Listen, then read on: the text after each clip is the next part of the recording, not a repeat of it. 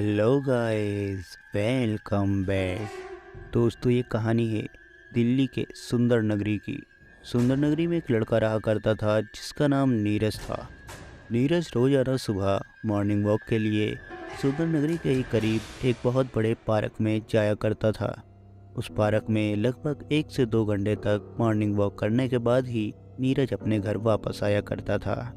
कुछ दिनों से उस पार्क में एक सोनू नाम का लड़का भी मॉर्निंग वॉक के लिए आया करता था और नीरज और सोनू की दोस्ती बहुत ही ज़्यादा गहरी हो चुकी थी। कुछ दिनों के बाद उन दोनों ने एक साथ घूमने जाने का प्लान बनाया। वो पूरी दिल्ली में घूमना चाहते थे। फिर उन दोनों ने संडे का दिन निकाला जिस दिन दोनों की ही स्कूल की छुट्टी हुआ करती थी और वो दोनों अपने अपने घर से घूमने के लिए कह करके निकल गए। वो लोग दिल्ली की बहुत सारी जगहों पर घूमे। अब रात का वक्त हो चुका था, वो दोनों घर के लिए लौट रहे थे। उन दोनों ने एक ऑटो बुक किया अपने घर के लिए। रात ज़्यादा हो जाने की वजह से ऑटो चालक भी ऑटो को बहुत ही ज़ोरों से चला रहा था कि अचानक ही रास्ते में एक तेज़ रफ्तार कार से उनके ऑटो की टक्कर हो गई, जिसकी वजह से ऑटो चालक, नीरज और सोनू तीनों ही बहुत ज़्यादा घायल हो गए थे। एक्सीडेंट के लगभग 3 से 4 दिन के बाद नीरज की आंख खुली। नीरज ने अपने आप को एक हॉस्पिटल में पाया।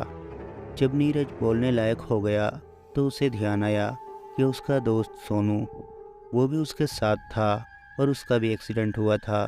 तो उसने अपने पिताजी से सोनू के बारे में पूछा। उसके पिताजी ने बताया कि उन्हें नहीं पता सोनू के बारे में। उसके पिताजी सोनू को लेकर वहाँ से चले गए थे और हम तुम्हें इस हॉस्पिटल में लेकर आ गए थे। कुछ दिनों तक नीरज का इलाज चलता रहा। उसके बाद नीरज बिल्कुल ठीक हो गया। नीरज और सोनू दोनों पार्क में ही मिला करते थे। इस वजह से ना तो नीरज को सोनू का घर पता था और ना ही सोनू को नीरज का घर पता था। इसलिए नीरज ठीक होने के बाद तुरंत ही पार्क में जाने की जिद करने लगा। उसके पिताजी ने कहा, अभी तुम इस चीज़ के लिए तैयार नहीं हो। कुछ दिन और आराम करने के बाद तुम पार्क चले जाना। उसके 2-3 दिन के बाद नीरज एक रोज़ सुबह उठ करके पार्क चला गया। वहाँ जा कर के वो सोनू को ढूंढने लगा, लेकिन उसे सोनू कहीं भी नज़र नहीं आया। लगभग 6-7 दिन तक रोज़ाना नीरज उस पार्क में जाता था, लेकिन उसे कहीं भी सोनू नज़र नहीं आता था। फिर एक रोज़ सुबह के वक्त जैसे ही नीरज पार्क के अंदर गया तो उसने सामने ही सोनू को खड़ा पाया। वो दोनों एक दूसरे को देखकर बहुत ज़्यादा खुश थे और एक बार फिर से वो दोनों रोज़ाना उस पार्क में मिलने लगे। और एक बार फिर से वो दोनों पहले की तरह रोज़ाना पार्क आते और मॉर्निंग वॉक भी करते और खूब मज़े किया करते थे। अब इस घटना को लगभग 3 महीने से ज़्यादा बीत चुके थे कि अचानक ही एक रोज़ नीरज के पिताजी ने नीरज से कहा, अरे नीरज, तुम पूछ रहे थे ना कि सोनू का क्या हुआ, यानी तुम्हारा दोस्त जो उस रोज़ उस घटना में तुम्हारे साथ था। आज मुझे मेरे एक दोस्त ने जो पास में ही रहा करता है, उसने मुझे बताया कि उस घटना में 3 लोग जख्मी हुए थे, जिसमें से एक तुम थे और एक ऑटो चालक और एक सोनू नाम का लड़का।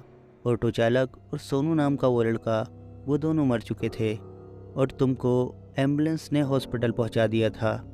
अब नीरज के पिताजी ने नीरज से पूछा कि सोनू कौन था, तुम उसे कब से जानते थे? नीरज हंसने लगा और कहने लगा, सोनू नहीं मरा, वो मुझे आज सुबह भी पार्क में मिला था और हम तो काफ़ी दिनों से एक साथ पार्क में मिलते आ रहे हैं। अब इस पर नीरज के पिताजी कहने लगे, नहीं, मेरा वो दोस्त बिल्कुल भी झूठ नहीं बोल रहा था, उसने तो एकदम सही बात बताई है। और जिस लड़के सोनू की तुम बात कर रहे हो, मेरा वो दोस्त सोनू का ही पड़ोसी है। वो उसी के घर के करीब में रहा करता है और उसी ने मुझसे बताया है कि सोनू अब इस दुनिया में नहीं रहा।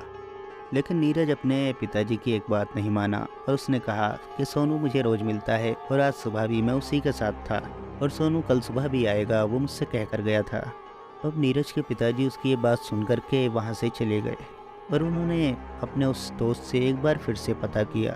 तो नीरज के पिताजी के दोस्त ने कहा कि मैं एकदम सच बात बता रहा हूँ, लेकिन आपका लड़का नीरज पता नहीं क्यों ये बात कह रहा है कि सोनू से रोज़ सुबह मिलता है, जबकि सोनू को मरे हुए तो लगभग 3 महीने से ज़्यादा हो चुके हैं। और अगर आपको यकीन नहीं आता तो सोनू के पिताजी यहाँ करीब में ही रहते हैं, चलो हम उनके घर चलते हैं। वो मेरे एक बहुत अच्छे पड़ोसी और मेरे दोस्त भी हैं। नीरज के पिताजी ने पहले तो इनकार किया, उसके बाद सोचा कि चलो जाने में कोई हर्ज भी तो नहीं है। अब नीरज के पिताजी सोनू के घर पे पहुंच गए। वहां जाकर उनके पिताजी से बात की तो सोनू के पिताजी ने बताया कि उस रोज़ मेरा बेटा मर गया था। अब नीरज के पिताजी ने सोचा कहीं ये दो अलग अलग घटना तो नहीं है, क्या पता वो सोनू कोई और हो जो नीरज को मिला करता है और तुम्हारा बेटा सोनू कोई और हो। इसलिए नीरज के पिताजी ने सोनू के पिताजी से काफ़ी सवाल पूछे उस घटना के बारे में, लेकिन वो सारी घटना एक ही थी। अब सोनू के पिताजी ने एक छोटी सी सोनू की फ़ोटो नीरज के पिताजी को दे दी और कहा कि तुम अपने बेटे को ये दिखा सकते हो। अब नीरज के पिताजी तुरंत ही दौड़ते हुए घर आए और उन्होंने नीरज को सोनू की फ़ोटो दिखाई और नीरज बोला कि ये तो वही सोनू है जो मेरा दोस्त है। और नीरज के पिताजी ने कहा ये सोनू तो अब से 3 महीने पहले मर चुका है, फिर तुम्हें ये कैसे मिल सकता है रोज़ सुबह। फिर अगले ही दिन नीरज एक बार फिर से उस पार्क में चला गया, लेकिन अब उसको वहाँ सोनू नहीं मिला। उसके बाद से लगातार नीरज उस पार्क में आता रहता था, लेकिन सोनू उसको कभी भी नहीं मिला। अब नीरज को भी ये लगने लगा था कि शायद सोनू मर चुका है, क्योंकि नीरज के पिताजी ने सोनू के पिताजी से मिलवा दिया था। लेकिन नीरज के दिमाग में एक सवाल आज भी बैठा हुआ है, आखिर 3 महीने तक नीरज किसके साथ दौड़ लगाता रहा, किसके साथ रोज़ सुबह पार्क में खेलता था। क्या वो सोनू की आत्मा थी? लेकिन अब कभी भी सोनू नीरज को नज़र नहीं आया और ये कहानी ही समाप्त हो जाती है। Thanks for watching, bye bye.